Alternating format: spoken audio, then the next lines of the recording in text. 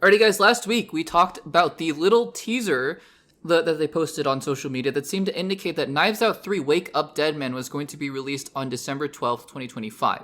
And I said in the segment, and I was right, that this is probably going to be outdated very, very quickly. I had totally forgotten that Tadum, the Netflix event that they do, was coming, or was going to happen just a few days later. So I should have known that they were going to announce this officially, but we had all speculated, and we were all correct, that the Proverbs 12:12 reference that they were teasing is indeed a reference to the release date. And lo and behold, Netflix at their Tadum event has officially confirmed that Wake Up Dead Man is going to be released on December 12th. Now, they also, and it's not a full trailer, I would even hardly call it a teaser, but it is something to talk about, because if it was just a series of words and images and whatnot, I don't know if I would want to talk about it. But there are a couple things here in this first little teaser for Wake Up Dead Man that I think is really fun. First of all, always great to see Daniel Craig back as Benoit Blanc. He has become one of my favorite recent modern characters in movies.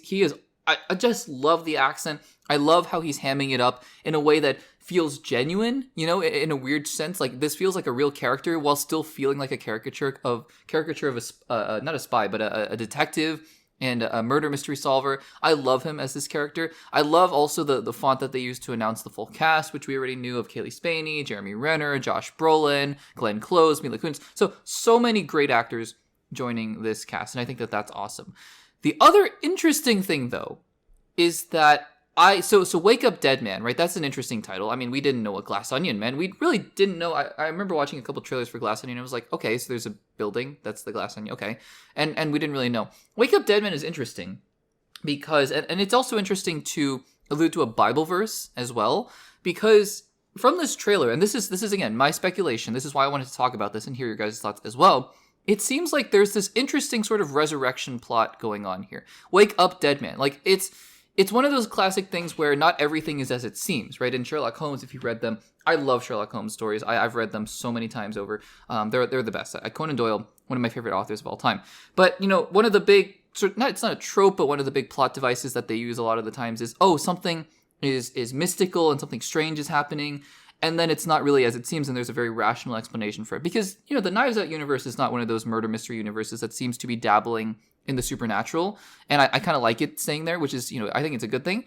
So again, you know, it looks like it's staying very real, and you see from this teaser the very limited lines that Benoit Blanc has, where he's like, you know, some may say that, I forget exactly what the line is, but there's some allusion to someone, you know, rising from the dead or waking up or whatever or whatnot, and he says, but I see this as a good old-fashioned murder, and I like to solve murders.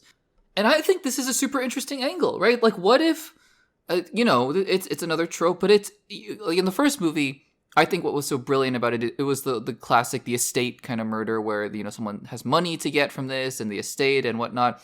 And the second one is about a rich billionaire who is trying to scheme his way out of, you know, he's trying to take credit for something that wasn't his. And this one, I think, is going to be a little bit more gothic, maybe a little bit darker. And not darker in the sense of tone, but just darker in the sense of setting. There's a pastor, I think. There's a reverend I saw from the cast list as well, which I think is super interesting.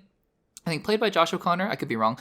And I think that what's so interesting about this is that it could take on a more gothic, you know, 18th century Sherlock Holmes kind of vibe, where somebody maybe miraculously rises from the dead and then starts to do something. Or I don't know. Maybe that's what they're trying to do. Maybe it's cultish. I think that you can get a lot of that tonality from this trailer, and it's, again, very, very short trailer where we're gonna probably wait a while, probably 3 or 4 months until we get a full trailer for this. But still, I'm just so excited. I love this franchise. If Daniel Craig wants to just keep making these movies, I hope it's not too hard for him, because I would love if a Knives Out movie comes out every 2 years or every 3 years, and Daniel Craig can just film them for 6 weeks or 8 weeks and then just be, you know, like, make the movies.